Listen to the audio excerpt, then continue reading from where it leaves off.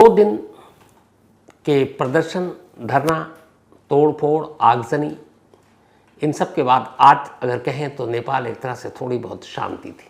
उसकी वजह यह है कि अब सेना ने मोर्चा संभाल लिया है और जेन जी से रिक्वेस्ट की है अब शांतिपूर्ण तरीके से बातचीत करें, जो भी आपकी मांग है वो बताएं और बैठ कर इस मसले का हल निकालें। जेन जी की तरफ से कुछ डिमांड्स रखे गए हैं। उनमें यह है कि जितने भी करप्शन हुए उसकी जांच हो, जो भ्रष्ट पॉलिटिशियन हैं उनसे रिकवरी कर उसको राष्ट्रीय खजाने में पैसे डाले जाएं, ढंग से चुनाव हो, गरीबी बेरोजगारी दूर करने के लिए उपाय किए जाएं और जब तक चुनाव नहीं होता तब तक एक और एक्स जेन जी जो इस वक्त काठमांडू के मेयर भी हैं, बालेंद्र शाह, इनको एक्टिंग प्राइम मिनिस्टर बनाया जाए।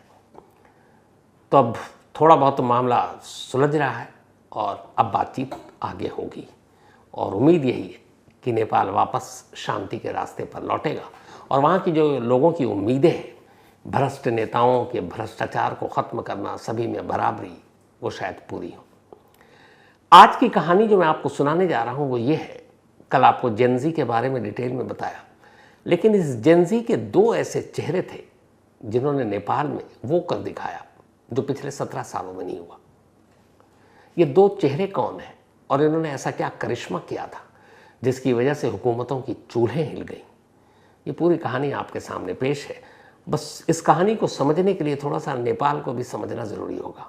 लगभग 3 करोड़ की आबादी है नेपाल की और नेपाल दुनिया का वो देश है जिसे एक हिंदू राष्ट्र के तौर पर दर्जा मिला हुआ है। 240 सालों तक नेपाल में राजशाही रही, मतलब वहाँ पर शाही परिवार की ही हुकूमत थी, लोग चैन सुकून से रह रहे थे, सब कुछ ठीक था। लेकिन 1 जून 2001 एक राजकुमार ने एक शाही डिनर के दौरान अंधाधुंध गोलियां चलाईं जिसमें राजा वीरेंद्र, उनकी पत्नी यानी राजकुमारी ऐश्वर्या और बाकी 9 लोगों की मौत हो गई, जिसमें जो प्रिंस थे उनकी भी मौत हो गई और जिस शख्स ने गोली चलाई बाद में उसने खुद को भी गोली मार ली। तो शाही परिवार का खात्मा हो गया और ले देकर अब राजा वीरेंद्र के भाई बचे ज्ञानेंद्र। मजबूरी के आलम में ज्ञानेंद्र को ही अब नेपाल की जो कुर्सी थी या गद्दी थी वो सौंप दी गई। तो अब ज्ञानेंद्र बन गए बादशाह, नेपाल के राजा। लेकिन वो बहुत ज़्यादा पसंदीदा एक राजा नहीं थे नेपाल के लोगों के लिए, क्योंकि उनके बहुत सारे कारनामे पहले कुछ ऐसे हुए जिसकी वजह से लोग उनके भाई वीरेंद्र को जितना पसंद करते थे ज्ञानेंद्र को नहीं, और वहीं से फिर एक असंतोष शुरू हुआ। फिर उस वक्त माओइस्ट यानी माओवाद ने भी जोर पकड़ा समानता, बराबरी और सबके अधिकार को लेकर, और फिर नेपाल में उथल पुथल, लड़ाई, ये सारी चीज़ें शुरू हुई और आखिरकार 2008 में शाही परिवार का अंत हुआ, राजशाही नेपाल से ख़त्म हुई और लोगों की डिमांड पर नेपाल में डेमोक्रेसी आई, यानी कि लोकतंत्र। 2008 में पहली बार नेपाल में फिर चुनाव होता है, चुनी हुई सरकार वहाँ हुकूमत संभालती है। लेकिन नेपाल के लोगों को जितनी उम्मीद थी कि शायद राजशाही का अंत होने के बाद एक डेमोक्रेटिक कंट्री में जिएंगे, खुली हवा में सांस लेंगे, देश तरक्की करेगा, ये उम्मीदें पूरी नहीं हुई। और ये इस तरह से समझ लीजिए कि 2008 से वहाँ डेमोक्रेसी है, यानी कि 17 साल हो गए।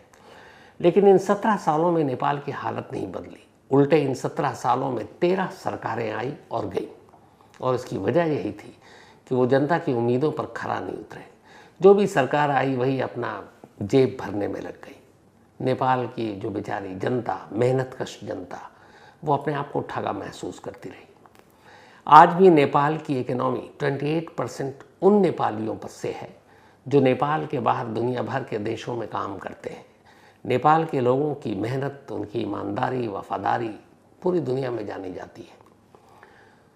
तो अगर नेपाल की जनता जो बाहर काम करती है, जो पैसे भेजती है फॉरेन करेंसी में, नेपाल की इकोनॉमी का 28% है वो, अगर ये सारे लोग बाहर से लौट आएँ तो नेपाल की इकोनॉमी तो चरमरा जाएगी। लेकिन उसके बावजूद नेपाल के लोगों के साथ हमेशा नेताओं ने छल किया, करप्शन, भ्रष्टाचार में डूबे रहे, जनता और गरीब होती गई और नेता का परिवार और अमीर होता गया। आज हर एक नेपाली पर जो पैदा होता है 90,000 रुपये नेपाली रुपए का कर्ज है, क्योंकि नेपाल के ऊपर टोटल इस वक्त लगभग 26.67 ट्रिलियन नेपाली रुपए का कर्ज है। 26.67 लाख करोड़ नेपाली रुपए का कर्ज है, और ये कर्ज नेपाल की जो पूरी जीडीपी है उसका 47% है। यानी जो नेपाल का कर्ज है, जितनी कमाई है उसका आधा तो आपको कर्ज चुकाने में ही निकल जाता है। और इसी कर्ज की वजह से हर नेपाली के ऊपर 90,000 का कर्जा है जब वो पैदा होता है, और ये कर्ज लगातार बढ़ रहा है, युवा और बेरोजगार होते जा रहे हैं। लेकिन ऐसा नहीं है कि नेपाल अकेला देश है जहाँ पे कर्ज ज़्यादा है। अगर मैं टॉप 5 अपने पड़ोसी देशों की बात करें नेपाल के साथ साथ, तो इनमें जाहिर सी बात है आबादी के हिसाब से सबसे बड़ा देश भारत है। भारत के ऊपर भी 325 लाख करोड़ हमारी जो है जीडीपी है, और 185 लाख करोड़ का हम पर कर्जा है, 185 लाख करोड़। और हर इंडियन पर, हर भारतीय जो पैदा होता है 13 लाख रुपए का कर्जा है। अगर आप नेपाल से तुलना करेंगे तो वहाँ 90,000, हमारा 13 लाख। उसकी वजह एक आबादी का बहुत बड़ा फ़र्क है। हम 140 या 42 करोड़ है, वो 3 करोड़ में भी नहीं है, लेकिन फिर भी हम पर भी काफ़ी कर्जा है। श्रीलंका, इसके ऊपर 29 लाख करोड़ का कर्जा है, यानी हर श्रीलंकाई जो पैदा होता है वहाँ के हर सिटीज़न पर 13 लाख के करीब कर्जा है। पाकिस्तान 24 करोड़ की आबादी है, 72 लाख करोड़ का कर्जा है इनके ऊपर, 72 लैक्स। हर पाकिस्तानी के ऊपर 3 लाख का कर्जा है। बांग्लादेश 17 करोड़ की आबादी है और 54 लाख करोड़ का कर्जा है। हर बांग्लादेशी नागरिक के ऊपर 3.2 लाख का कर्ज है जब वो पैदा होते हैं, कर्ज के साथ पैदा होते हैं। नेपाल, जैसा मैंने बताया कि करीब 3 करोड़ की लगभग आबादी है, 27 लाख करोड़ का कर्जा है, और हर नेपाली नागरिक पर 90,000 रुपीज़ का कर्ज है जब वो पैदा होते हैं। तब यही सारी चीज़ें नेपाल में धीरे धीरे युवाओं की बेरोज़गारी, जो बाहर काम करते हैं उनसे देश की इकोनॉमी चल रही है, कृषि के नाम पे बहुत ज़्यादा कुछ है नहीं, और नेता का करप्शन, इन सारी चीज़ों ने धीरे धीरे हवा दी, और अब हुकूमत तख्ता पलट। लेकिन ये इतनी आसानी से नहीं हुआ, और ये ऐसा नहीं है कि ये मंडे और ट्यूसडे 2 दिन की कहानी है। असल में इस कहानी की पहली बार बुनियाद पड़ी थी 8 साल पहले, 2015 में। 2015 में नेपाल में भूकंप आया था, अर्थक्वेक, याद होगा आपको, और ये बहुत भयानक अर्थक्वेक था। इस भूकंप में करीब 9,000 लोगों की जान गई और हज़ारों लोग बेघर हो गए। पूरी दुनिया ने मदद की इस त्रासदी के वक्त, लेकिन नेपाल सरकार को जो कदम उठाने चाहिए थे वो उठाए नहीं, इतनी बड़ी त्रासदी थी। खैर, इसी भूकंप ने, इस जेनजी का पहला एक तरह से जन्म हुआ इस भूकंप के दौरान। एक नौजवान था जिसका नाम था सुदन गुरुंग, जिनकी ज़िंदगी 2015 इस भूकंप से पहले एक किसी भी आम नौजवान जैसी ज़िंदगी थी। नाइट क्लब जाना, उनका अपना डीजे, उनके अपने क्लब, और उसी में वो अपनी ज़िंदगी मस्त जी रहे। लेकिन 2015 में अचानक ये भूकंप आया और सुदन गुरुंग के अपने बेटे की मौत हो गई। उन्होंने इस भूकंप में अपने बेटे की लाश उठाई। ये एक चीज़ गुरुंग के पूरी ज़िंदगी को बदल कर रख देता है। जब वो देखते हैं कि इस भूकंप से कैसी तबाही हुई, ऐसे ऐसे दूर दराज इलाके नेपाल के जहाँ सरकार और सरकारी मदद तक नहीं पहुँच पा रही थी, प्रशासन वहाँ पहुँच ही नहीं पाया, और गुरुंग ने अपना बेटा खोया। तभी गुरुंग ने फैसला कर लिया, अब वो अपनी ज़िंदगी का डायरेक्शन बदल देंगे। उन्होंने कहा अब नेपाली लोगों की सेवा करेंगे। इसके बाद पहली बार उन्होंने सोशल मीडिया का इस्तेमाल किया और एक अपील की लोगों से कि इस भूकंप में लोगों को मदद की ज़रूरत है। आप में से जो भी मेरे साथ अगर मदद करने के लिए आना चाहे तो प्लीज़ आएँ। हमें उन लोगों तक खाना पहुंचाना है, अनाज पहुंचानी है, दवाएं पहुंचानी है, जहां तक सरकार भी नहीं पहुंच पा रही है। ये सोशल मीडिया का पहला इस्तेमाल था एक जेनजी का 2015 भूकंप के वक्त, नाम सुदन गुरुंग। इस अपील का असर हुआ। इस अपील के फौरन बाद 300 लोग अचानक रिएक्ट करते हैं और कहते हैं कहाँ पहुँचना है। गुरुंग को उम्मीद भी नहीं थी। अब वो लोग सब पहुँच गए। इसके बाद ये लोग जाते हैं स्कूलों में, गांव में टेंट लगाते हैं और वहाँ जाकर चावल, दाल, बाकी जितने भी अनाज है, दवाएं, वो बांट रहे होते हैं। फिर देखते हैं कि बहुत सारे ऐसे लोग हैं जो भूकंप में गंभीर रूप से घायल हो गए, कोई मदद नहीं है। फिर लोगों से अपील की जाती है, जिन जिन के पास बाइक है, बाइक किराए पे कुछ मुफ्त देते हैं, उन बाइक पर बिठा बिठा कर घायलों को अस्पताल पहुंचाते हैं। सुदन गुरुंग और उनके साथी, उनके वॉलंटियर्स जो करीब 300 थे, सिर्फ एक सोशल मीडिया की अपील पर। धीरे धीरे इसके बाद उनका कारवां बढ़ता गया। इस भूकंप में गुरुंग ने अपने साथियों के साथ मिलकर सैकड़ों लोगों की मदद की। फिर उन्हें लगा कि नहीं, नेपाल के लोगों की मदद की ज़रूरत है, सिर्फ सरकारी भरोसे पर नहीं बैठना चाहिए। धीरे धीरे वक्त बीता, 2020 आ गया, 5 साल बीत गए। इन 5 सालों में गुरुंग ने अपनी पूरी ज़िंदगी बदल दी। उन्होंने अपनी ज़िंदगी को लोगों की खिदमत और सेवा में लगा दिया। फिर जब फैमिली बढ़ती गई उनके मददगारों की, तब 2020 में उन्होंने एक NGO का रजिस्ट्रेशन कराया जिसका नाम रखा हामी नेपाल, यानी हमारा नेपाल। इस दौर तक 5 सालों में उनके कारनामे, उनके काम, उनकी मदद, नेपालियों के बीच जाना धीरे धीरे जेनजी के लोगों तक पहुंचने लगा। अब भूकंप तो निपट गया, लेकिन इसके बाद बहुत सारे स्कूल, कॉलेज, दूर दराज के इलाकों में बच्चे, उनकी पढ़ाई में दुश्वारियाँ, ये सारी चीज़ें अब गुरुंग ने उठानी शुरू कर दी। सोशल मीडिया के ज़रिए वो लोगों से मदद मांगते और मददगारों की मदद पहुंच जाती। धीरे धीरे सोशल मीडिया को हथियार बनाकर गुरुंग ने इसी हामी नेपाल संगठन के ज़रिए लोगों की मदद करने का जो बीड़ा उठाया, वो दायरा बढ़ता गया और इस कदर बढ़ा कि गुरुंग वहाँ के नौजवानों के लिए एक हीरो बन गए। उनकी कहानी सुनी और सुनाई जाने लगी कि कैसे एक DJ, कैसे एक क्लब का मालिक, और सब कुछ छोड़कर अब वो सिर्फ नेपालियों के बीच जो ज़रूरतमंद नेपाली हैं उनकी मदद कर रहे हैं। इस गुरुंग के काम से और हामी नेपाल नाम के इस NGO से वहाँ के जेनजी के दिमाग पर एक गहरा असर पड़ा। इसी दौरान में जब गुरुंग की ये कहानी पनप रही थी, एक और चेहरा नेपाल में उठता है और ये चेहरा था बालेंद्र शाह का। बालेंद्र शाह, जिनको प्यार से वहाँ लोग बालन कहते हैं। गजब कहानी इनकी भी। पहले इंजीनियर बने, इंजीनियरिंग की पढ़ाई नेपाल से की, बाकी की पढ़ाई इंडिया आकर की, कर्नाटक से। इसके बाद लौटे, गीत लिखने का शौक़, गाना गाने का शौक़, और ये एक रैपर बन गया। एक रैपर बने और रैप के ज़रिए इन्होंने नेपाल के लोगों की दिक्कतों को, मुश्किलों को, परेशानियों को उठाना शुरू किया, उन्हें लिखना शुरू किया, उन्हें गाना शुरू किया। धीरे धीरे बालेंद्र शाह की मकबूलियत, उनकी शोहरत बढ़ती गई, क्योंकि वो नेपाल के आम लोगों की आवाज़ को नए अंदाज में, इस जेन जी के अंदाज में रैप के थ्रू उठा रहे थे। देखते ही देखते अब बालेंद्र शाह एक स्टार बन चुके थे। रैप के ज़रिए लोगों के दुख, दर्द, तकलीफ़ों को सामने रखना, उनकी सच्चाइयों को बयान करना, और ऊपर से उनकी ईमानदार छवि। नेपाल के लोग 17 सालों की इस डेमोक्रेसी से और नेताओं के करप्शन से शायद ऊब चुके थे। उन्हें लगता था कि कुछ नया चाहिए, पर नया कहाँ से लाएं, अल्टरनेट कहाँ से लाएं। तब उन्हें ये चेहरा दिखा बालेंद्र शाह का।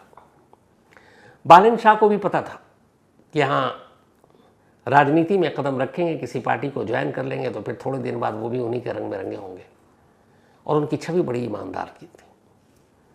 तो बालेंद्र शाह कहा, नहीं, मैं किसी राजनीतिक पार्टी को ज्वाइन नहीं करूँगा, पर लोगों की सेवा करूँगा। सेवा करने के लिए कुछ तो चाहिए पावर। 2022 में काठमांडू के मेयर के इलेक्शन में, वहाँ की नगर पालिका के चुनाव में बतौर इंडिपेंडेंट कैंडिडेट वो खड़े हुए, और तब तक काठमांडू का मेयर की जो सीट थी वो एक बहुत ही VIP सीट, जिसमें वहाँ की कांग्रेस पार्टी और बाकी जो टॉप 3 पॉलिटिकल पार्टीज़ हैं उन्हीं में लड़ाई होती थी।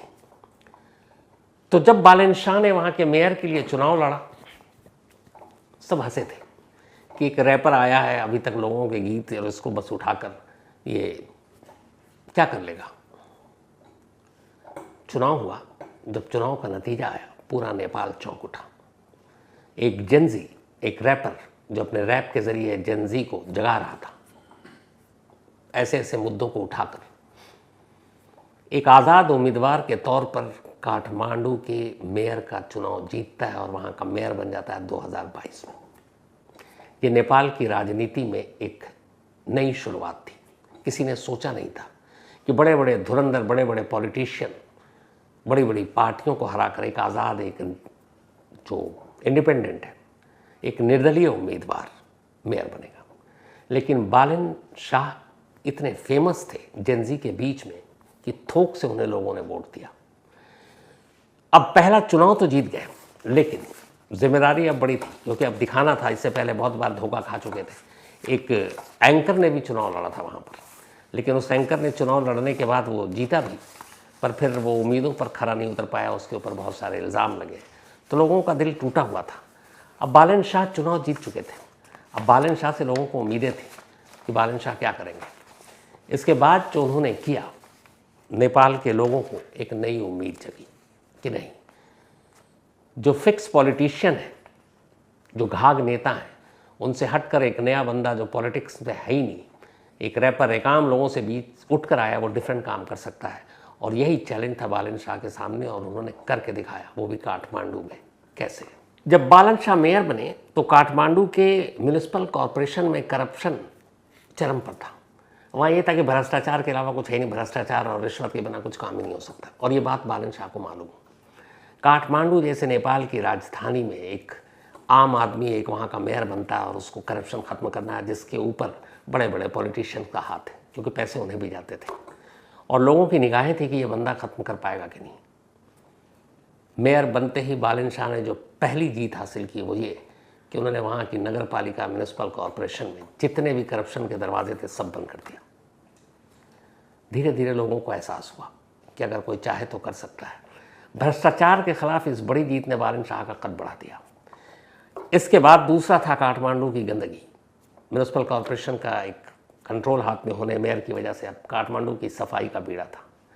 बालन शाह ने इस चुनौती को भी हाथ में लिया और उन्होंने एक पूरा नया कचरा का मैनेजमेंट, कैसे कहाँ फेंका जाएगा, कैसे सफाई होगी। देखते ही देखते काठमांडू की सूरत और सीरत दोनों बदल दी। बड़े बड़े नेता घबरा गए थे कि ये क्या है। बहुत सारे प्राइवेट कंपनियां थीं, प्राइवेट स्कूल थे जिनकी वहाँ दादागिरी चलती थी, और वो सब प्राइवेट हॉस्पिटल थे जो आम लोगों से दुगना तिगना फीस या फिर अस्पताल में बिल वसूलते थे। एक मेयर के तौर पर बालन शाह ने इन जगहों पे भी नकेल कसी और धीरे धीरे इन प्राइवेट इंस्टीट्यूशन को कंट्रोल में किया कि तुम्हारी मर्जी से तुम पैसे वसूल नहीं सकते। इसके अलावा उन्होंने नेपाल की कल्चर और वहाँ के पहचान, इन सब के लिए भी काम किया। बालन शाह के बारे में एक ये भी कि जब आदि पुरुष, आपको याद होगी, एक हिंदी फिल्म थी, शायद प्रभास या कौन, मुझे एग्जैक्ट याद नहीं है, तो रिलीज़ होनी थी नेपाल में। उसमें कुछ डायलॉग थे जो नेपाल के हिसाब से वो उनकी ठेस पहुंचा रहे थे। ये बालन शाह ही थे एक मेयर के तौर पर जिन्होंने कहा कि नहीं, हम इसको काठमांडू में रिलीज़ होने नहीं देंगे। मामला कोर्ट में पहुंचा था, तो कुछ विवाद में भी रहे। लेकिन नेपाल और काठमांडू के लोगों के लिए बालन शाह एक नई और ताज़ी हवा के झोंके की तरह है। और लोगों को पहली बार लगा कि नहीं, इस तरह के पद पर बैठा हुआ एक आम आदमी भी ईमानदार हो सकता है। और सबसे बड़ी उनकी पूंजी थी उनकी कट्टर ईमानदार छवि। 2022 से 25-3 साल हो गए, आज भी 1 रुपये के करप्शन का इल्ज़ाम बालन शाह पर नहीं लगा। और इसी के बाद जब अभी 8 तारीख को, मंडे को, सोशल मीडिया ऐप पर बैन के बाद जेनजी को गुस्सा आया और उन्होंने धरना प्रदर्शन शुरू किया, तो मेयर होते हुए भी बालन शाह ने जेनजी के इस मांग को सपोर्ट किया कि सोशल मीडिया पर बैन नहीं होना चाहिए। और उन्होंने कहा कि हम आपके सपोर्ट में हैं। बालन शाह के नाम पर जेनजी का एक हीरो अगर सपोर्ट कर रहा है तो उनको और ताकत मिली, उनका हौसला खुला। उन्होंने कहा अब तो हम ये करेंगे। उधर दूसरी तरफ गुरुंग जो हामी नेपाल के जो मतलब सर्वे सर्वा, उन्होंने इस जेनजी को प्लेटफॉर्म दिया कि हम तुम्हारी बातें पहुंचाएंगे, कहाँ पे पहुंचना, कैसे आना। और वो गुरुंगी थे जिन्होंने ये कहा था कि तुम सभी स्कूल यूनिफॉर्म में आना, स्कूली बस्ते लेकर आना, किताब लेकर आना, ताकि लोगों को ये पता चले कि ये पूरा आंदोलन सिर्फ और सिर्फ स्टूडेंट्स का है, छात्रों का है, जेनजी का है। इससे किसी पॉलिटिशियन और किसी और का लेना देना नहीं। और जब 8 अभी सितंबर को पहली बार काठमांडू की सड़कों पर जेनजी उतरे थे, तो ज़्यादातर आपने देखा होगा स्कूल यूनिफॉर्म में ही थे, हाथों में बस्ता था, किताबें थी। आज यही वो दो चेहरा है जो जेनजी के तौर पर नेपाल में जाना जा रहा है, गुरुंग और बालन शाह। और ये वही बालन शाह हैं जो पूरे नेपाल की सत्ता तो तितर बितर हो गई। प्राइम मिनिस्टर से लेकर सारे मंत्री सभी इस्तीफा दे चुके हैं। तो अब हर एक की पहली चॉइस ये है कि बालन शाह को केयरटेकर बागडोर नेपाल की सौंपी जाए, उन्हें प्राइम मिनिस्टर बनाया जाए जब तक कि नई व्यवस्था नहीं आ जाए, नया चुनाव नहीं हो जाए। अभी तक इस पर फाइनल नहीं हुआ है, लेकिन जेन ज़ी सिर्फ इस एक नाम के साथ एग्री है इस वक्त। उन्हें कोई पुराना, कोई जो पहले तजुर्बा कर चुके हैं वैसा पॉलिटिशियन नहीं चाहिए। तो अब शायद बालन शाह जो काठमांडू के मेयर हैं, उसी काठमांडू से अब वो नेपाल की सत्ता चलाए। ये है जेन ज़ी की ताकत। हालांकि इस बीच में एक दूसरी खबर ये भी आ रही है कि इसी साल से पिछले 17 सालों से जो राजशाही लगभग ख़त्म हो चुकी थी, वो वापस लौटने की कोशिश में है। 2008 में जिन राजा ज्ञानेंद्र को राजशाही छोड़नी पड़ी, कुर्सी छोड़नी पड़ी, अब वो नेपाल में इधर उधर घूम घूम कर अपने समर्थकों के साथ एक बार फिर से नेपाल में राजशाही वापस लौटाने की या लौटने की कोशिश में लगे हुए हैं। कहा यह जा रहा है कि नेपाल एक हिंदू राष्ट्र है और यहाँ का राजशाही के साथ उसका एक अलग जुड़ाव है, इसलिए नेपाल को कोई बचा सकता है तो यहाँ पे शाही परिवार ही बचा सकता है। तो बहुत सारे उनके समर्थक भी इस कोशिश में हैं कि इस मौके का फ़ायदा उठाया जाए। नेपाल में उथल पुथल है, सरकार है नहीं, जो लोग हैं सब भाग चुके हैं, और ऐसे में एक बार वापस शाही फैमिली की एंट्री हो जाए। हालांकि नेपाल की जनता इसको एक्सेप्ट करेगी मालूम नहीं। तो आने वाले वक्त में क्या होगा ये देखना पड़ेगा। लेकिन फ़िलहाल अच्छी खबर ये है, आर्मी ने वहाँ की कंट्रोल कर रखा है और बालन शाह के हाथ में शायद फ़िलहाल कुछ वक्त के लिए सत्ता सौंपी जा सकती है, या फिर कुछ नया इंतज़ाम किया जा सकता है, कुछ नई कमेटी बनाई जा सकती है, अलग अलग लोगों को मिलाकर एक मिली जुली सरकार टाइप की भी चीज़ हो सकती है। लेकिन ये आने वाले वक्त में पता चलेगा। फ़िलहाल जेन ज़ी की पहली जीत हो चुकी है। तो ये थी आज की कहानी। अब आपसे मुलाकात होगी कल रात 9 बजे किसी नई कहानी के साथ। तब तक अपना और अपनों का ख्याल रखिएगा। Thank you very much.